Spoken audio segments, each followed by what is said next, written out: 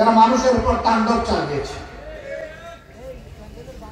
সেই জয়ী জুলুম, খুন এবং গুমের শিকার সারা বাংলাদেশের মানুষ।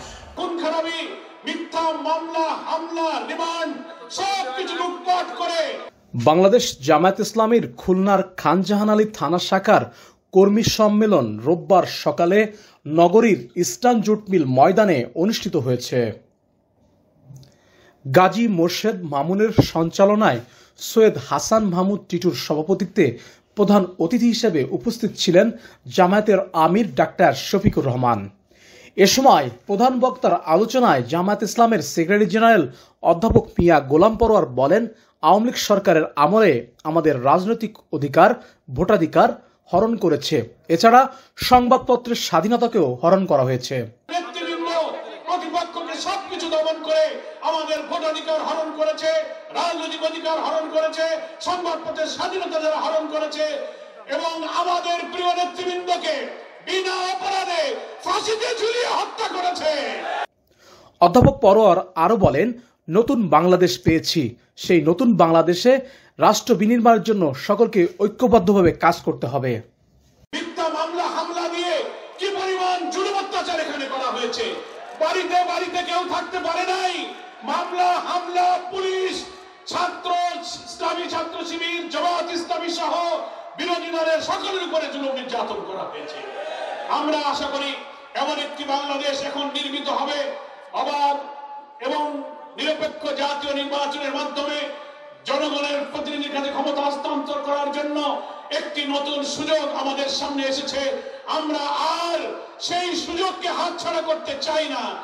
আল্লাহ তাআলার কাছে আমরা দোয়া করি, তৌফিক চাই। আল্লাহ, দীর্ঘ জুলুমের পর এই জাতির প্রতি তুমি করুণা করে যে মুক্তির পথ দিয়েছো, সেই করুণা তুমি আমাদের কাছ থেকে তুলে নিয়ে যেও না। জামায়াত ইসলামের আমির ডাক্তার শফিকুর রহমান প্রধান অতিথির বক্তব্যে বলেন, মিডিয়াকে এখন স্বাধীনভাবে কাজ করতে হবে। তিনি আরো বলেন, আমাদেরও যদি ভুল ত্রুটি হয় সেটিও তুলে ধরতে হবে। আমার মধ্যে কোনো কালো থাকে আমাকে ছাড় দেবেন না, কিন্তু আমার সাদা পোশাক কেউ কালো করবেন না। তিনি বলে গেলেন, এখানে অনেকগুলো মিল বন্ধ হয়ে গিয়েছে, সরকারি 26টা মিলে সবগুলো বন্ধ। এখানেও 5টা মিল ছিল বন্ধ। সেই বন্ধ মিলে কর্মকর্তারা সরকারের বেতন নিয়মিত পেলেও গরিব শ্রমিকেরা তাদের পাওনাটুকু পাচ্ছেন না।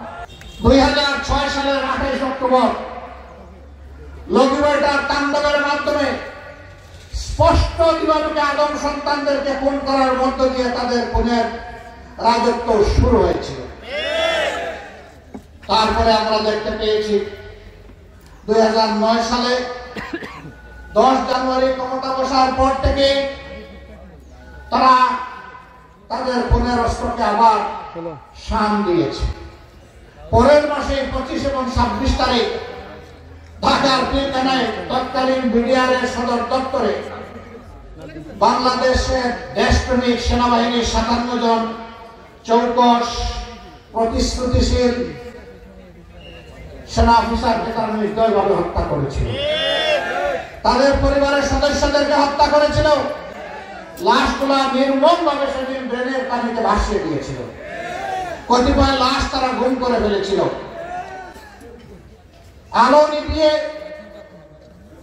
অন্ধকারে তারা মানুষ খুন করে নির্বিঘ্নে তাদেরকে পালিয়ে যেতে দেওয়া হয়েছিল। কারা এই নেপথ্যে, খুনের নেপথ্যের নায়ক, কারা ষড়যন্ত্রকারী, কারা সিদ্ধান্তকারী, কারা সিদ্ধান্ত বাস্তবায়নকারী, আজও বাংলাদেশের মানুষ তা জানতে পারেনি। এর আগে জামায়াত ইসলামের 2 শীর্ষ নেতার আগমন উপলক্ষে ভোর থেকে ইস্টার্ন জুট মিল ময়দান জনসমুদ্রে রূপ নেয়। খুলনা, বাগেরহাট, নড়াইল সহ আশেপাশের জেলা থেকে অসংখ্য মানুষ এই সম্মেলনে সমাবেত হন। সম্মেলনে জামাতের কেন্দ্রীয় সাংগঠনিক সেক্রেটারি মুহাদ্দিস আব্দুল খালেক, কেন্দ্রীয় কর্মপরিষদ সদস্য মাওলানা আবুল কালাম আজাদ, খুলনা জেলা আমির মাওলানা ইমরান হোসাইন, মাহফুজুর রহমান, মাওলানা গোলাম সরোয়ার, মাওলানা কবিরুল ইসলাম, মুন্সি মিজানুর রহমান, মুন্সি মইনুল ইসলাম, মিয়া গোলাম কুদ্দুস, গাউসুল আজম হাদি সহ জামাত ইসলাম ও ইসলামী ছাত্র শিবিরের বিভিন্ন পর্যায়ের নেতাকর্মীরা উপস্থিত ছিলেন। সন্ত্রাস মুক্ত করে একটি শান্তির জনপদে আমরা পরিণত করেছিলাম।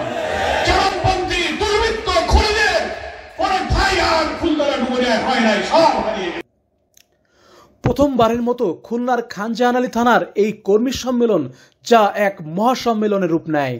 জামাতের সেক্রেটারি জেনারেল ও আমিরের প্রাণবন্ধ আলোচনা ও দিক নির্দেশনার অপেক্ষায় যেন শুধু খানজাহান আলী থানা নয়, পুরো খুলনা অপেক্ষায় ছিল। ইনসাফ আহমেদ ও শেখ রাহুলের ক্যামেরায় আবু হামজা বাঁধন, CIN TV 24।